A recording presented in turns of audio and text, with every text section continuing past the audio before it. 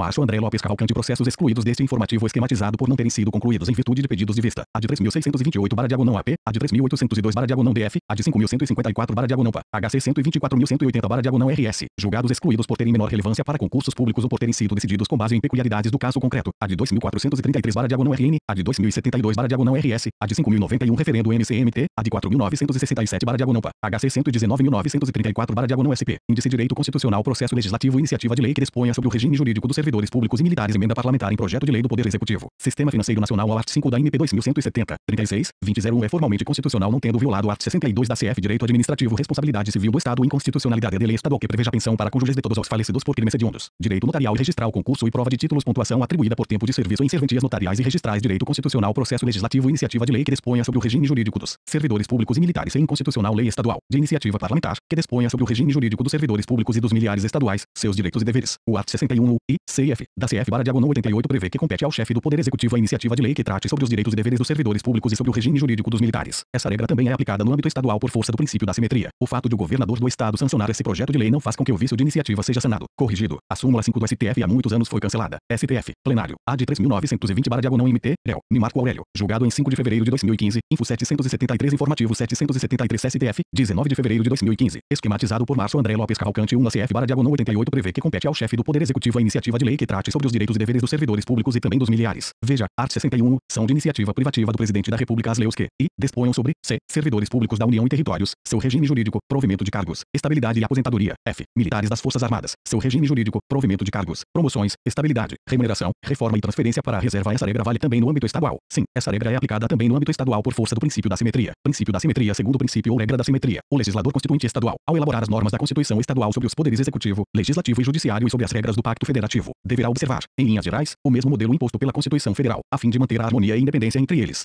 A CEI não pode estabelecer que o projeto de lei para a criação de cargos na administração pública estadual seja de iniciativa parlamentar. Tal previsão violaria o princípio da simetria, já que iria de encontro ao modelo federal imposto pelo art. 61 e a da CF/88. O princípio da simetria não está previsto de forma expressa na CF/88. Foi uma criação pretoriana, ou seja, idealizado pela jurisprudência do STF. Alguns ministros invocam como fundamento normativo para sua existência o art. 25 da CF e o art. 11 do ADCT, que determinam aos Estados-membros a observância dos princípios da Constituição da República. As regras de processo legislativo previstas na CF/88 são normas de reprodução obrigatória pelos Estados-membros, ou seja, estão submetidas ao princípio da simetria. Leis de iniciativa parlamentar que tratem sobre regime jurídico de servidores públicos e também de militares são inconstitucionais. O STF constantemente julga inconstitucionais leis de iniciativa parlamentar que versem sobre direitos e deveres dos servidores públicos e dos militares. Existe, nessa situação, inconstitucionalidade formal subjetiva. No caso julgado pelo STF e noticiado neste informativo 773, a Lei N. 6.841/96, do Estado de Mato Grosso, de iniciativa parlamentar, tratou sobre a indenização por morte e invalidez permanente dos servidores públicos militares do referido Estado. Membro, o STF julgou a referida lei inconstitucional por ofender os artigos 2U, 61U e CF, 63 e 84 e todos da CF/88 a ensejar sua inconstitucionalidade formal. Se o governador do Estado sancionar o projeto de lei de iniciativa parlamentar que trate sobre matéria de iniciativa privativa do chefe do Executivo, essa sanção faz com que o vício de iniciativa seja sanado. Corrigido? Não. A jurisprudência do STF é firme no sentido de que a sanção do projeto de lei aprovado não convalida o defeito de iniciativa. Assim, se o projeto de lei deveria ter sido apresentado pelo chefe do Poder Executivo e, no entanto, foi deflagrado por um parlamentar, ainda que este projeto seja aprovado e mesmo que o chefe do Executivo sancione, ele continuará sendo formalmente inconstitucional. Antigamente, há muitos anos, o STF tinha posição em sentido contrário, tanto que havia editado uma informativo 773 STF, 19 de fevereiro de 2015, esquematizado por Márcio André Lopes Cavalcante 2 súmula afirmando que esse vício seria sanado. No entanto, o Supremo reviu esse entendimento e cancelou o enunciado. Veja o que dizia a súmula cancelada e que espelhava a posição superada. Súmula 5 STF. A sanção do projeto supre a falta de iniciativa do Poder Executivo, cancelada pelo STF no julgamento da RP 890.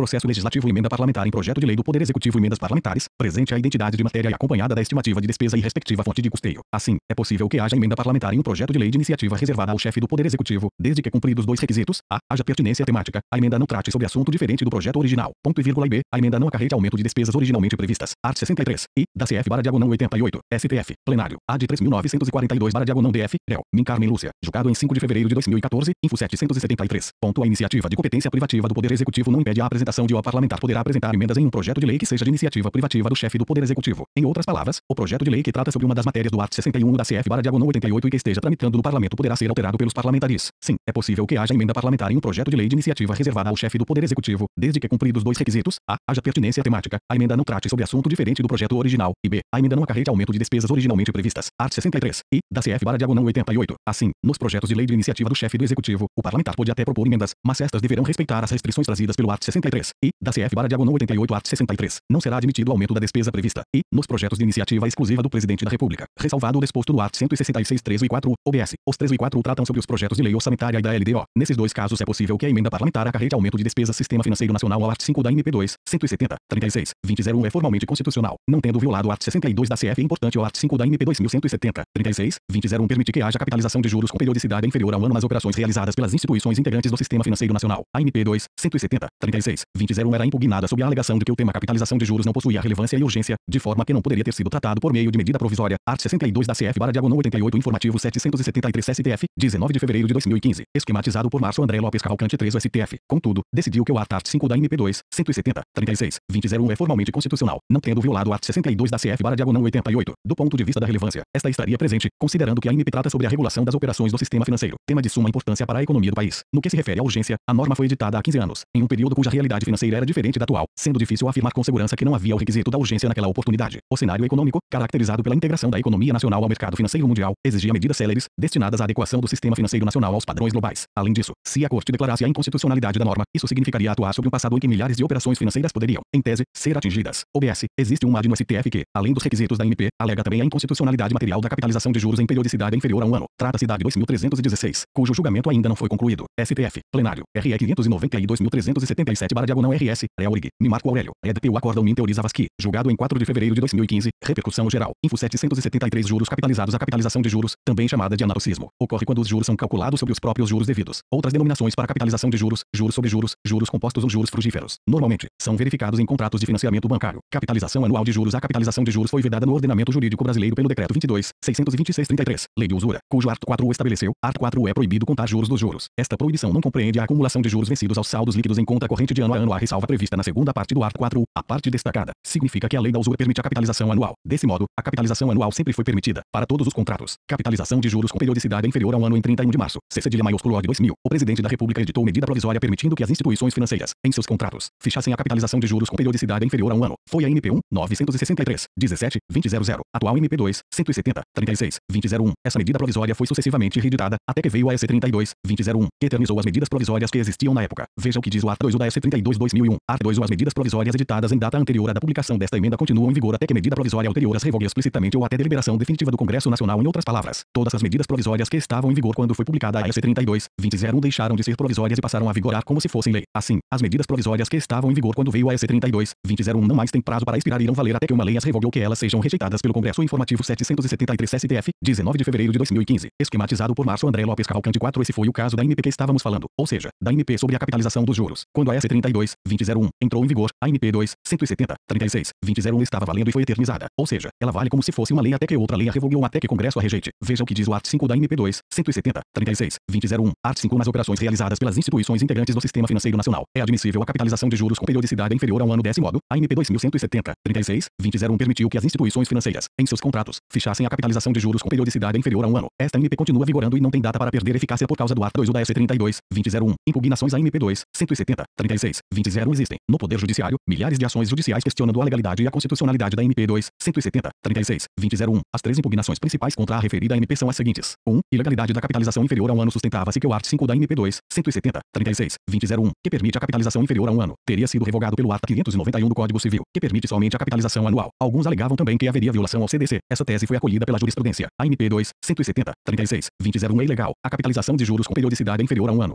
Capitalização mensal de juros é proibida também para os bancos. Não é permitida a capitalização de juros com periodicidade inferior a um ano em contratos bancários celebrados após 31 de março. C/maiúsculo de 2000, data da publicação da MP 1, 963, 17, 2000, atual MP 2170, 36, 2001, desde que expressamente pactuada. STJ 2 a seção, RSP 973.827/RS, RLP Acórdão Min Maria Isabel Galuti, julgado em 8 de agosto de 2012. O art. 591 do Código Civil não alterou a regra do art. 5 da MP porque esta é norma específica e o CC é lei geral, aplicando-se o princípio da especialidade, segundo o qual lei geral não revoga a lei específica, ainda que seja posterior. A MP também não viola qualquer disposição do CDC, portanto, sob o ponto de vista da legalidade, o art. 5 da MP 2, 170, 36, 2001 é plenamente válido. 2. Inconstitucionalidade formal da MP por violação ao art. 62 da CF/88, relevância e urgência. Outra impugnação que era feita contra a MP 2170, 36, 2001 era de que o tema capitalização de juros não possuía relevância e urgência, de forma que não poderia ter sido tratado por meio de medida provisória. Art. 62 da CF/88. Essa tese foi acolhida pela jurisprudência. A MP 2, 170, 36, 2001 é inconstitucional por ter sido editada sem relevância e urgência. Não. O STF decidiu que o art. 5 da MP 2, 170, 36, 2001 é formalmente constitucional, não tendo violado o art. 62 da CF/88. A definição do que seja relevante e urgente para fins de edição de medidas provisórias consiste, em regra, em um juízo político, escolha política discricionária, de competência do Presidente da República. República, controlado pelo Congresso Nacional. Desse modo, salvo em caso de notório abuso, o Poder Judiciário não deve se imiscuir na análise dos requisitos da ANP. No caso concreto, do ponto de vista da relevância, esta estaria presente, considerando que a ANP trata sobre a regulação das operações do sistema financeiro, tema de suma importância para a economia do país. Informativo 773 STF, 19 de fevereiro de 2015, esquematizado por Márcio André Lopes Cavalcante. 5. No que se refere à urgência, a norma foi editada há 15 anos, em um período cuja realidade financeira era diferente da atual, sendo difícil afirmar com segurança que não havia o requisito da urgência naquela oportunidade. O cenário econômico, caracterizado pela integração da economia nacional ao mercado financeiro mundial, exigia medidas céleres, destinadas à adequação do sistema financeiro nacional aos padrões globais. Além disso, se a Corte declarasse a inconstitucionalidade da norma, isso significaria atuar sobre um passado em que milhares de operações financeiras poderiam, em tese, ser atingidas. 3. Inconstitucionalidade material da ANP. Existe uma AD no STF que, além dos requisitos da ANP, alega também a inconstitucionalidade material da capitalização de juros em periodicidade inferior a um ano. Trata-se da AD 2316, cujo julgamento ainda não foi concluído. Direito administrativo, responsabilidade civil do Estado, inconstitucionalidade de lei estadual que preveja pensão para cônjuges de todos os falecidos por crimes hediondos e inconstitucional lei estadual, distrital, que preveja o pagamento de pensão especial a ser concedida pelo governo do Estado, Distrito Federal, em benefício dos cônjuges de pessoas vítimas de crimes hediondos, independentemente de o autor do crime ser ou não agente do Estado. Tal lei amplia, de modo desmesurado e razoável, a responsabilidade civil do Estado prevista no artigo 37.6 da CF/88, STF, plenário, AD 1358/DF, réu, Mingimar Mendes, julgado em 4 de fevereiro de 2015, info 773 em 1995, foi editada uma lei no Distrito Federal prevendo uma pensão especial a ser paga para os cônjuges de pessoas assassinadas vítimas de crimes hediondos ocorridos no DF. Em outras palavras, todas as vezes que morresse alguém no DF, vítima de crime hediondo, o governo deveria pagar uma pensão mensal ao viúvo,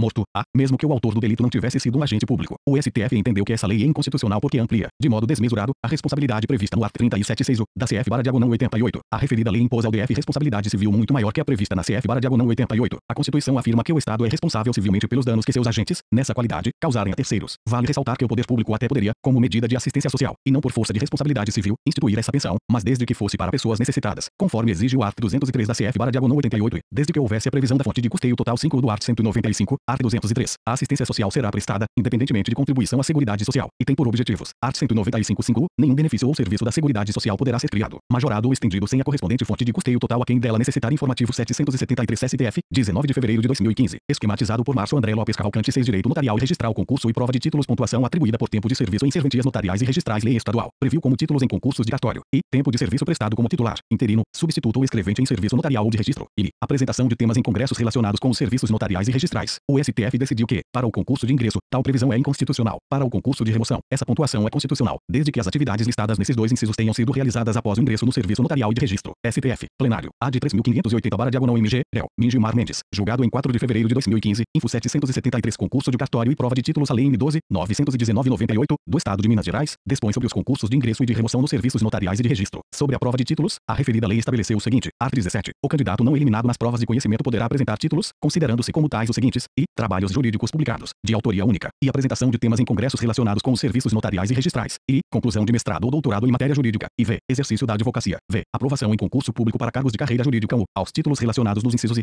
v e v será atribuída, respectivamente, pontuação total máxima de 8%, 2%, 2%, 2%, 4%, 4% e 4% do total de pontos distribuídos no concurso e tempo de serviço prestado como titular, interino, substituto ou escrevente em serviço notarial ou de registro do Procurador-Geral da República, juiz ou ad contra todo o inciso e também contra a expressão apresentação de temas em congressos relacionados com os serviços notariais e registrais, constante do inciso I. Segundo o PGR, essas regras violam o princípio da isonomia, o que decidiu o STF. Tal previsão é inconstitucional. Existem duas espécies de concurso para as serventias notariais e registrais: concurso público de ingresso e de remoção. Para o concurso de ingresso, o inciso e a expressão impugnada do inciso I são inconstitucionais. Para o concurso de remoção, o STF afirmou que tal previsão é constitucional, desde que as atividades listadas nesses dois incisos tenham sido realizadas após o ingresso no serviço notarial e de registro. No caso de concurso de remoção, é válido considerar o tempo de serviço como um dos pontos atribuídos na prova de títulos, desde que se tenha como marco inicial a assunção do cargo em concurso. Segundo o entendimento que prevalece no STF, é inconstitucional a lei que, prevendo critérios de valoração de títulos em concurso de ingresso nos serviços notariais e de registro, atribua maior pontuação às condições pessoais ligadas à atuação anterior nessas atividades. STF, plenário, AD 4178 NCRF, réu, Mincesar Peluso, julgado em 4 de fevereiro de 2010. Informativo 773 STF, 19 de fevereiro de 2015, esquematizado por Márcio André Lopes Cavalcante. 7 julgados não comentados. Concurso público, reenquadramento e artigo 19 do ADCT. O plenário confirmou em parte medida cautelar, noticiada no informativo 229, e julgou parcialmente procedente pedido formulado em ação direta para declarar a inconstitucionalidade dos 3,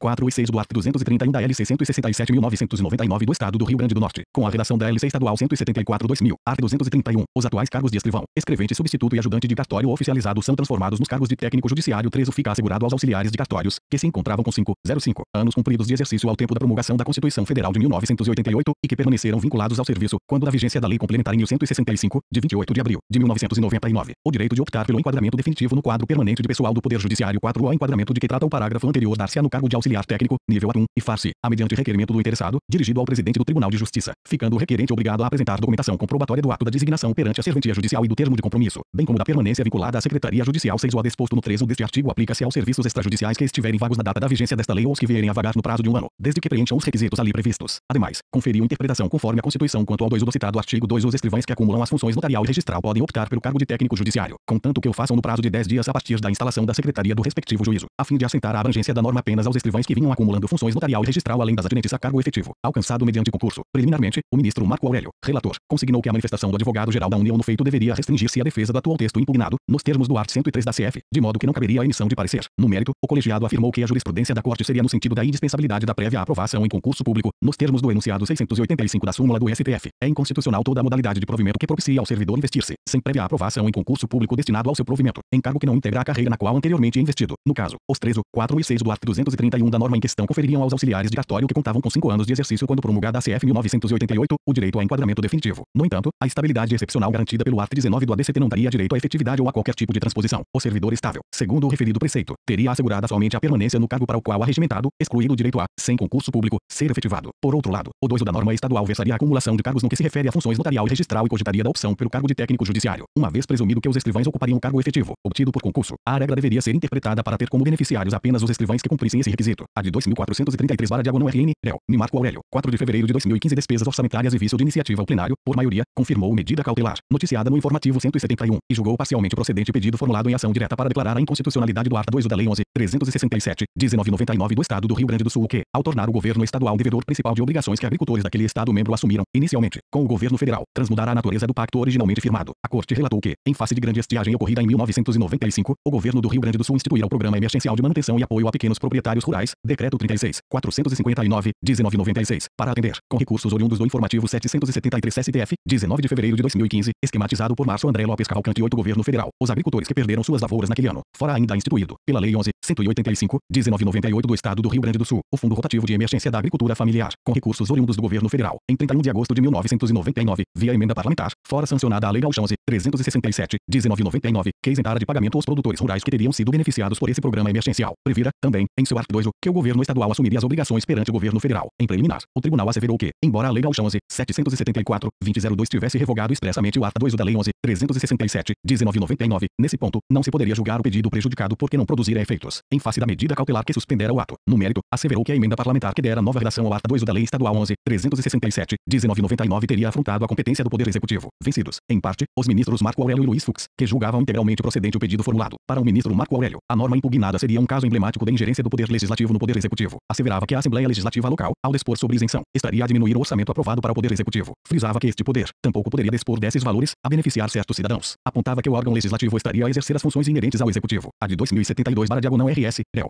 Carmen Lúcia, 4 de fevereiro de 2015. Progressão funcional de servidor público. Iniciativa legislativa ao plenário. Referendo medida cautelar concedida em ação direta de inconstitucionalidade, com o fim de suspender a eficácia do ato da Lei 10.01/2013 do Estado de Mato Grosso. A norma impugnada, de iniciativa parlamentar, dispõe sobre critério de progressão funcional de servidores do referido Estado membro, matéria cuja iniciativa seria reservada ao chefe do Poder Executivo. CF, art. 61 e a de 5.091. Referendo MCMT, REL, Mendias Toffoli, 4 de fevereiro de 2015. Entidade de classe e legitimidade ativa ao plenário, por maioria, não conheceu de ação direta proposta pela Federação Nacional de Entidades de Oficiais Militares, FENEMI, pelo Clube dos Oficiais da Polícia Militar do Pará COPMPA, pelo Clube dos Oficiais do Corpo de Bombeiros Militar do Pará COCB, pela Associação dos Cabos e Soldados da Polícia Militar do Pará, a subsar e pelo Instituto de Defesa dos Servidores Públicos Civis e Militares do Estado do Pará Indespromepa, em razão da falta de legitimidade ativa de causão, reiterado o quanto decidido na AD 4.473 AGRPA, DJ de 1/8/2012. No referido precedente, a Corte decidira que a FENEMI não abrangeria a totalidade dos atuantes dos corpos militares estaduais, compostos de praças e oficiais. Ademais, aquela entidade não preencheria o requisito da ampla representatividade do conjunto de todas as pessoas às quais a norma atacada se aplicaria. No presente caso, a norma impugnada, LC 39.2002 do Estado do Pará institui o regime de previdência dos servidores do Estado do Pará e dá outras providências. Vencido, em parte, o ministro Marco Aurélio, que reconhecia a legitimidade ativa da FENEMI, afirmava que, no caso, tratar-se de ação direta de inconstitucionalidade ajuizada por associação de classe de âmbito nacional, cuja legitimidade estaria prevista no art. 103 da CF a de 4.967/Diagonampa, REL, Luiz Fux, 5 de fevereiro de 2015. Prisão preventiva e reincidência a 2. A turma iniciou o julgamento de habeas corpus em que se discute a ausência de fundamentação idônea, lastreada na necessidade de preservação da ordem pública, a justificar a prisão preventiva do paciente. No caso, o réu, após subtrair uma carteira, teria sido preso em flagrante, custódia convertida, em seguida, em prisão preventiva. Posteriormente, sobreviera a sentença condenatória a pena de 4 anos e 9 meses de reclusão, além de 20 dias multa, pela prática do delito previsto no art. 157, caput, CC art. 61, e, ambos do CP. Na ocasião, a prisão preventiva ficara mantida. Pendente, atualmente, apelação da defesa. O ministro Gilmar Mendes, relator, concedeu a ordem. Afirmou que todas as decisões constantes dos autos pela manutenção da prisão teriam se baseado na gravidade abstrata do delito de roubo e na garantia da informativo 773 63 STF, 19 de fevereiro de 2015, esquematizado por Márcio André Lopes Cavalcante 9 Ordem Pública. O único elemento aventado que se referiria especificamente ao caso objetivo seria a reincidência do réu. Salientou que a prisão preventiva, para ser decretada, deveria estar embasada na conduta concretamente realizada, nas circunstâncias que a envolvessem, e não no modelo genérico de periculosidade. Ressaltou que a configuração da grave ameaça ainda estaria sob discussão e seria definida quando do julgamento do recurso de apelação. Diante dessas circunstâncias, reputou que seria frágil a fundamentação da prisão preventiva com base nos requisitos do artigo 312 do CPP. Além disso, a situação causaria maiores perplexidades ante as modificações promovidas no CPP pela Lei 12.403, 2011, que dispõe sobre matérias pertinentes à prisão processual, fiança, liberdade provisória e demais medidas cautelares. Ademais, ainda que se fizessem presentes de forma indiscutível os requisitos acautelatórios dispostos na Lei Processual Penal, a prisão cautelar, atualmente, revelar-se a medida desproporcional. Em cálculo rápido, seria fácil perceber que o paciente já permanecera, em razão da preventiva, preso há mais de um ano em regime fechado, já ultrapassado, portanto, um sexto de sua reprimenda. Assim, se sua pena já fosse definitiva, teria ele direito à progressão para o regime semiaberto. Todavia, atualmente sua situação não seria de condenado definitivo, visto que em seu favor ainda militaria o princípio constitucional da presunção de inocência, pendente julgamento de recurso defensivo no qual se discutiria inclusive a tipificação legal da conduta a ele atribuída. Em divergência, os ministros Carmen Lúcia e Celso de Mello denegaram a ordem. A ministra Carmen Lúcia consignou que a prisão preventiva estaria motivada na reincidência. O ministro Celso de Mello registrou haver dados concretos que revelariam que o réu se tornara um delinquente habitual, agressor do patrimônio, sempre se valendo de violência física ou de violência moral, tanto que fora condenado, pelo menos 2 vezes, com trânsito em julgado, pela prática do crime tipificado no artigo 157 do CP. Ademais, a jurisprudência do STF orientar-se-á no sentido de que a habitualidade poderia legitimar a imposição da referida medida. Em seguida, o ministro Teori Zavascki pediu vista. HC 124.180/diagonal RS, réu, Mingimar Mendes, 3 de fevereiro de 2015. Outras informações REPR seu SSUGRALDJ é de 2 a 6 de fevereiro de 2015. Repercussão geral em RN 759.244 SP. Relator, Min Roberto Barroso emenda, possui repercussão geral a controvérsia a respeito da aplicação, ou não, da imunidade prevista no artigo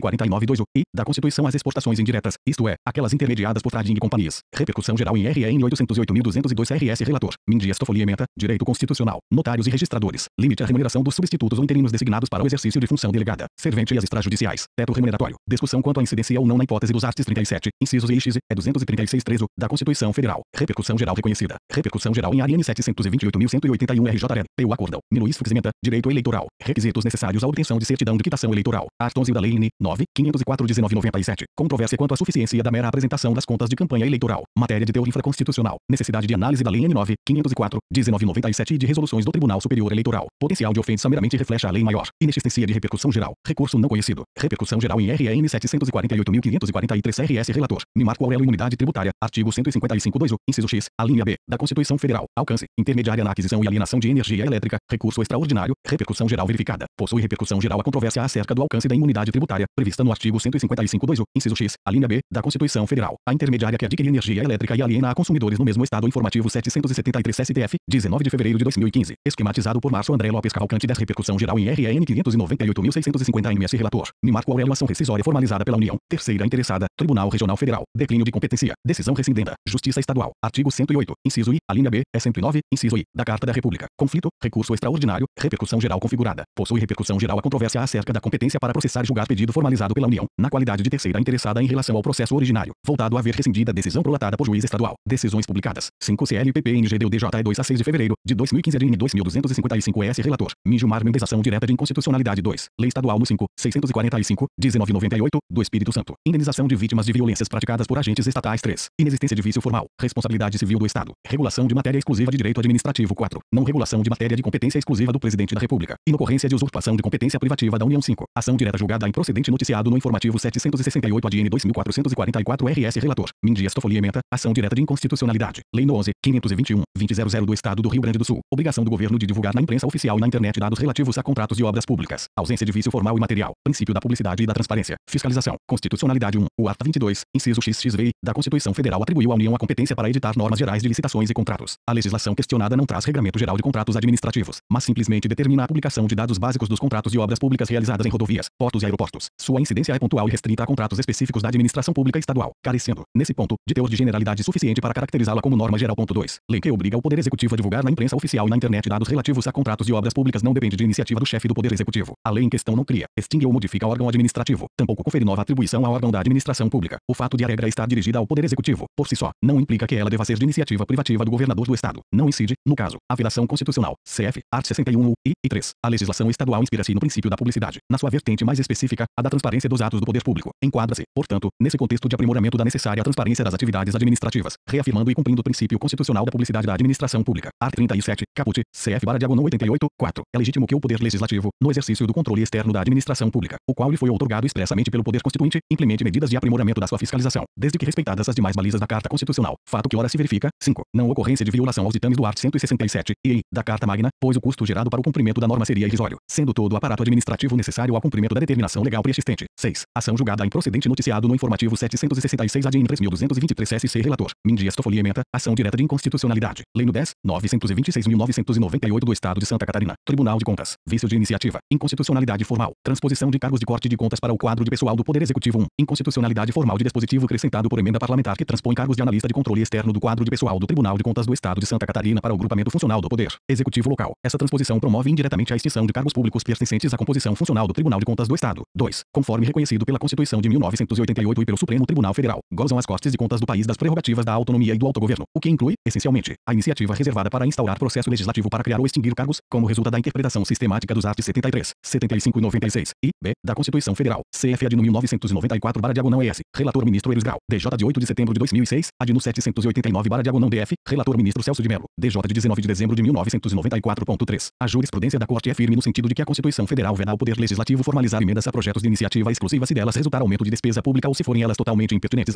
Matéria versada no projeto, ad 3288/MG, Réu, Minheiros Brito, DJ de 24 de fevereiro de 2011, ad 2350/GO, Réu, Maurício Corrêa, DJ de 30 de abril de 2004. No caso dos autos, o projeto original já versava acerca da transposição de cargos públicos, mas essa transposição limitava-se a cargos do quadro do Poder Executivo 4. Ação julgada procedente noticiado no informativo 766 ADN 4203 RJ relator. Mindias Toffoli ementa, ação direta de inconstitucionalidade. Lei no 5, 388/99 do Estado do Rio de Janeiro. CONAMP. Obrigação de entrega de declaração de bens à Assembleia Legislativa por agentes públicos estaduais. Competência atribuída ao Poder Legislativo sem o devido amparo constitucional. Vício de iniciativa. Parcial procedência. 1. A CONAMP congrega os membros do Ministério Público da União e dos Estados, tendo legitimidade reconhecida por esta Corte. Ad 2794/DF, relator ministro Sepúlveda pertence. DJ de 30 de março de 2007. A exigência de pertinência temática não impede o amplo conhecimento da ação, com a declaração de inconstitucionalidade da norma para além do âmbito dos indivíduos representados pela entidade requerente, quando o vício de inconstitucionalidade for idêntico para todos os seus destinatários. Precedentes. Preliminar rejeitada. 2. Lei estadual que estabeleceu, com fundamento na competência constitucional de controle externo por parte do Poder Legislativo, a obrigatoriedade de apresentação de declaração de bens por diversos agentes públicos estaduais, magistrados, membros do Ministério Público, deputados, procuradores do Estado, defensores públicos, delegados etc., à Assembleia Legislativa. 3. Modalidade de controle direto dos demais poderes pela Assembleia Legislativa, sem o auxílio do Tribunal de Contas do Estado, que não encontra fundamento de validade na Constituição Federal. Assim, faltando fundamento constitucional a essa fiscalização, não poderia a Assembleia Legislativa, ainda que mediante lei, informativo 773 STF, 19 de fevereiro de 2015, esquematizado por Márcio André Lopes Cavalcante 11 outorgar a si própria competência que é de todo estranha à fisionomia institucional do Poder Legislativo. 4. Inconstitucionalidade formal da lei estadual, de origem parlamentar, que impõe obrigações aos servidores públicos em detrimento da reserva de iniciativa outorgada ao chefe do Poder Executivo, art. 61 e da CF, e da autonomia do Poder Judiciário, art. 93 da CF, e do Ministério Público, art. 127.2 e 128.5 da CF, para tratar do regime jurídico dos seus membros e servidores. 5. Constitucionalidade da lei em relação aos servidores e membros da própria Assembleia Legislativa, por se tratar de controle administrativo interno, perfeitamente legítimo. 6. Ação direta julgada parcialmente procedente, declarando-se a inconstitucionalidade dos incisos em AV do art. 1, dos incisos EAX e X e VAX do art. 2, das alíneas B e do inciso XX também do art. 2, todos da lei no 5.388, de 16 de fevereiro de 2009, do Estado do Rio de Janeiro, e, conferidos em interpretação conforme a Constituição ao art. 5 do mesmo diploma legal, para que a obrigação nele contida somente se dirija aos administradores ou responsáveis por bens e valores públicos ligados ao Poder Legislativo noticiado no informativo 765 RN 602.439 na relator. Marco Aurélio coisa julgada, envergadura, mitigação excepcional, ação da impugnação autônoma, rescisória. A coisa julgada, ato jurídico perfeito e acabado por excelência, porque emanado do Judiciário, apenas é mitigada pelo texto constitucional no que prevista a ação rescisória noticiado no informativo 767 RN 626.397 P. Relator. Luís Fux ementa, recurso extraordinário, direito constitucional, direito administrativo, mandado de segurança contrato de Tribunal de Justiça que dá cumprimento à decisão do Conselho Nacional de Justiça, desconstituindo atos de provimento efetivo em cargos públicos sem prévia aprovação em concurso público. Observância do artigo 37 da Constituição Federal, ato meramente executório, desprovido de conteúdo decisório, contraditório e ampla defesa. Art. 5, LV, CF, desnecessidade de observância, por inocuidade de seu exercício 1, o ato executório de tribunal, derivado de cumprimento de decisão do Conselho Nacional de Justiça, por não ostentar conteúdo decisório, não desafia o RIT 2, o contraditório e a ampla defesa. Art. 5, LV, da Constituição da República, não constituem requisitos para a lavratura do ato administrativo desprovido de cunho decisório, porquanto despiciendos para sua formação. 3. Deveras, a tramitação do UNIT com a interposição dos recursos cabíveis em atendimento à ampla defesa com os recursos a ela inerentes cumpre a cláusula constitucional à saciedade, máxime nas hipóteses em que a questão de direito veiculada na pretensão deduzida visa infirmar o teor da súmula 685, verbis, é inconstitucional toda a modalidade de provimento que propicia ao servidor investir, se sem prévia aprovação em concurso público destinado ao seu provimento, encargo que não integra a carreira na qual anteriormente investido. 4. Em caso, inclusive, não se discute aqui, porque se trata de tema estranho às questões trazidas ao conhecimento do STF por força do recurso extraordinário, da validade em si da decisão do CNJ à luz dos princípios constitucionais do contraditório e da ampla defesa, e não era essa a pretensão das recorrentes, que, ao invés de dirigirem sua resignação contra a decisão do CNJ no PCA no 268, optaram, neste feito, por impugnar judicialmente o ato meramente executório exarado. Desistiram, inclusive, de questionar judicialmente a decisão do CNJ,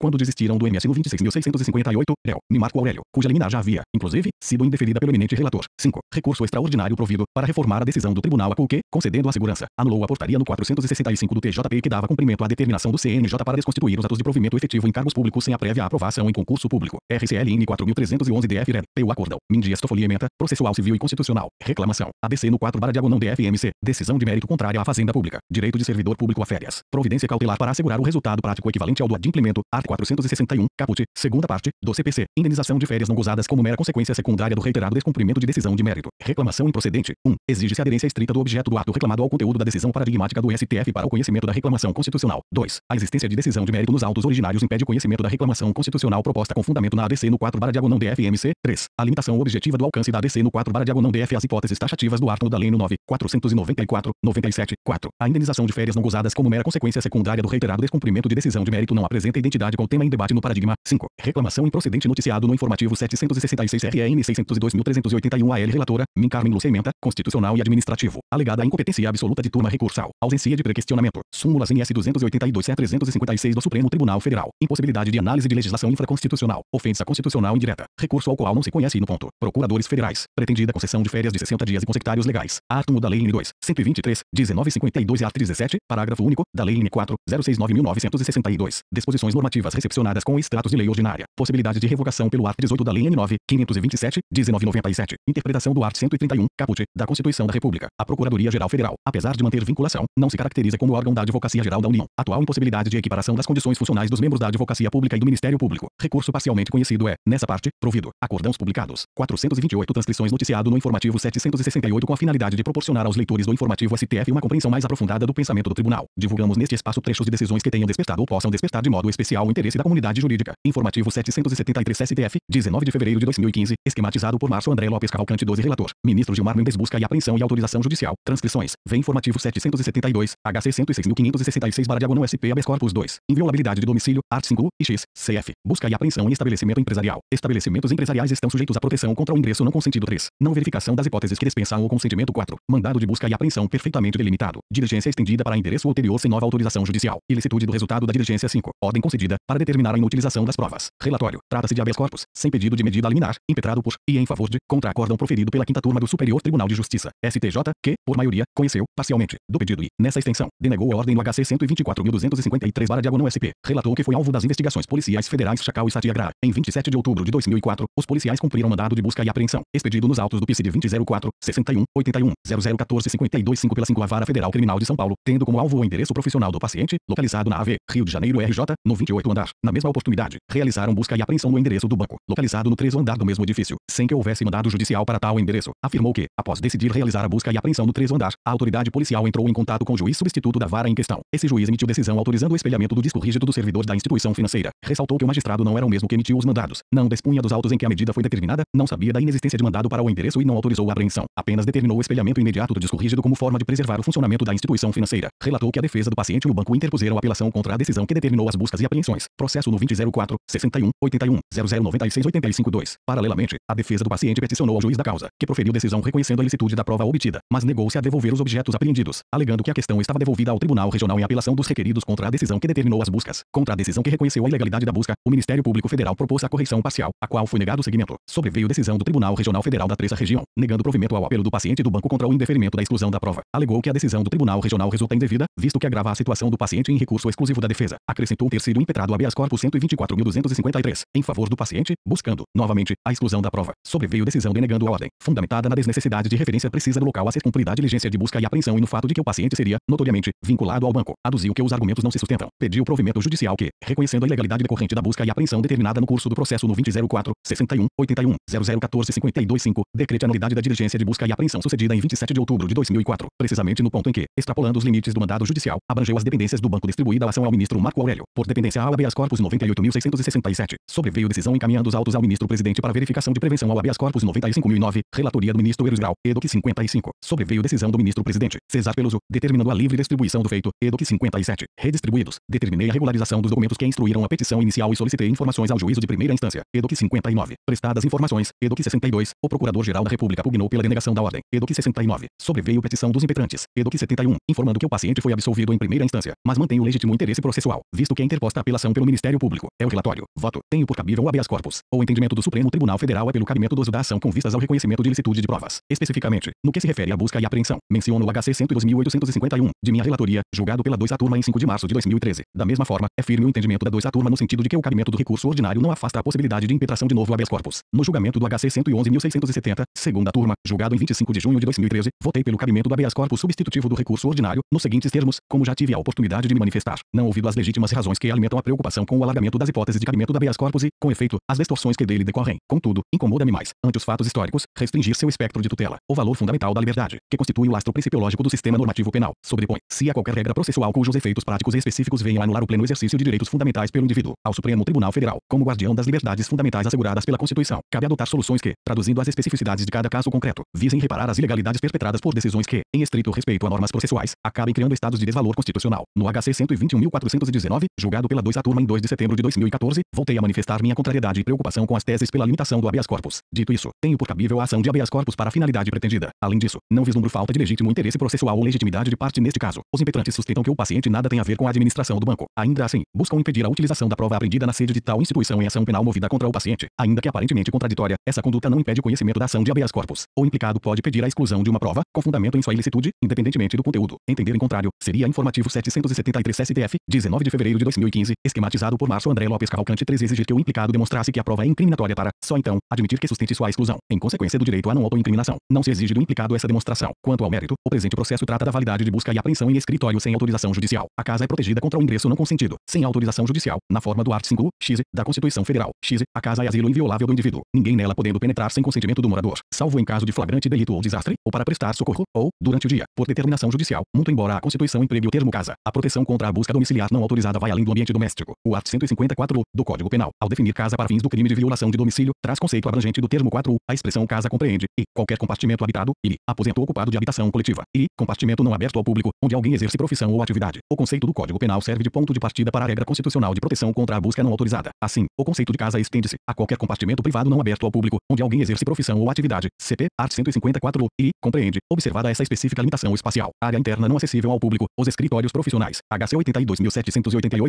relator Min Celso de Melo. Segunda turma, julgado em 12 de abril de 2005. Ou seja, não há dúvida de que o compartimento não aberto ao público, onde alguém exerce profissão ou atividade, isto é, ambientes profissionais privados em geral, escritórios, salas, lojas, oficinas, restaurantes, consultórios etc., estão sujeitos à proteção constitucional. A busca e apreensão domiciliar dependem, imprescindivelmente, de ordem judicial devidamente fundamentada, indicando, da forma mais precisa possível, o local em que serão realizadas, assim como motivos e fins da diligência. Assim, a busca e apreensão de documentos e objetos realizados por autoridade pública em casa de alguém, sem autorização judicial fundamentada, revelam-se ilegítimas e o material eventualmente apreendido configura prova ilicitamente obtida. No presente caso, a autoridade policial representou pela expedição de mandados de busca e apreensão em vários endereços, dentre eles o endereço da AV, Rio de Janeiro RJ, no 28º andar, apontado como o endereço profissional do paciente, EDOC 5. O juiz da 5ª Vara Federal Criminal de São Paulo, Luiz Renato Pacheco Chaves de Oliveira, acolheu a representação, EDOC 6. O mandado de busca e apreensão foi expedido, EDOC 7. Conforme auto circunstanciado de busca, EDOC 9. Por ocasião da realização da diligência, foram apreendidos 2 equipamentos da informática, que não estavam no local judicialmente autorizado para busca, 28º andar, mas em andar inferior do mesmo prédio, 3º andar, sede do banco. Trata-se dos itens 5 e 6 apreendidos, respectivamente, uma torre de computador com 4 discos rígidos e um servidor com 5 discos rígidos, assim descritos. 5101, torre de computador marca Compaq Proliant 1600, no de série F939 DDJ 11105, com drive de 312, unidade de CD-ROM Yahoo com 4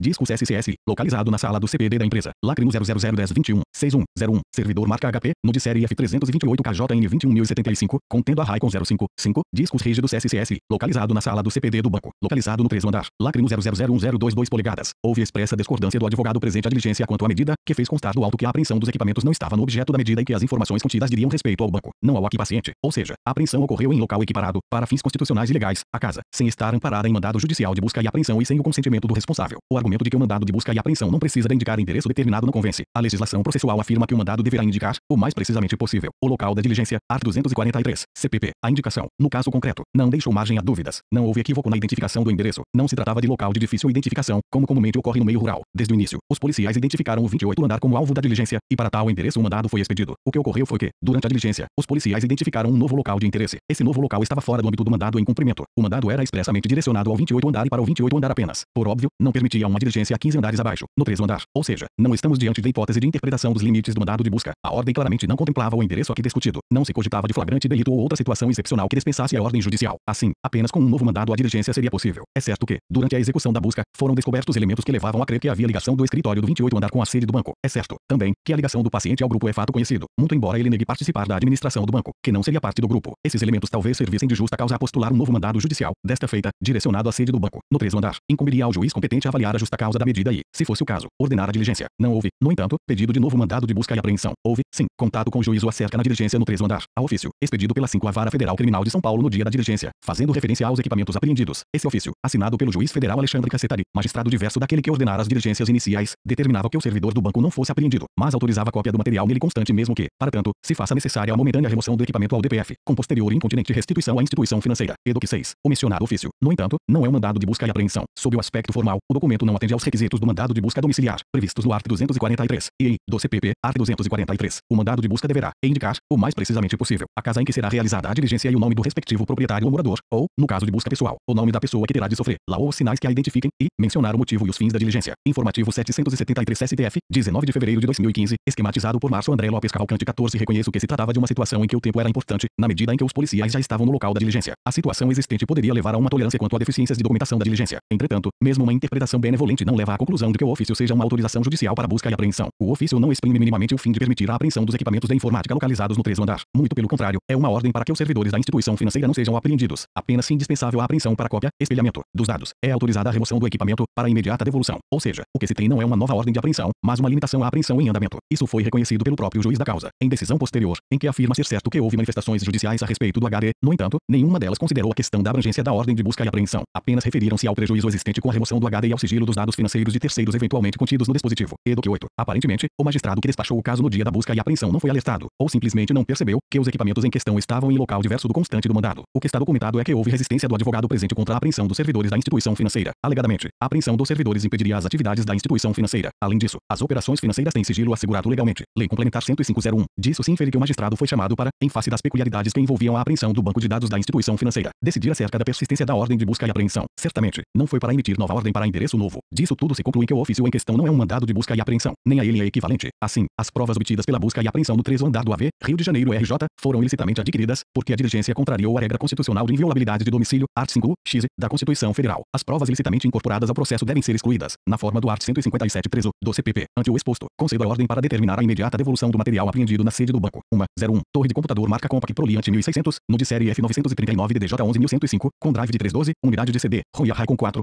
discos SCSI, Lacrino 001021 e 01. Servidor marca HP, no de série F328 KJN 21075, contendo a Raikon 055, discos rígidos SCSI, Lacrino 001022 polegadas, e, se realizado o espelhamento das mídias computacionais, a entrega do material aos representantes da instituição financeira, mediante substituição por mídias em branco com capacidade equivalente à corda ou pendente de publicação, nomes suprimidos pelo informativo Secretaria de Documentação, SDO Coordenadoria de Jurisprudência Comparada e Divulgação de Julgados, cjcdcjcd@stf.jus.br. Informativo 773 STF, 19 de fevereiro de 2015, esquematizado por Márcio André Lopes Cavalcante 15.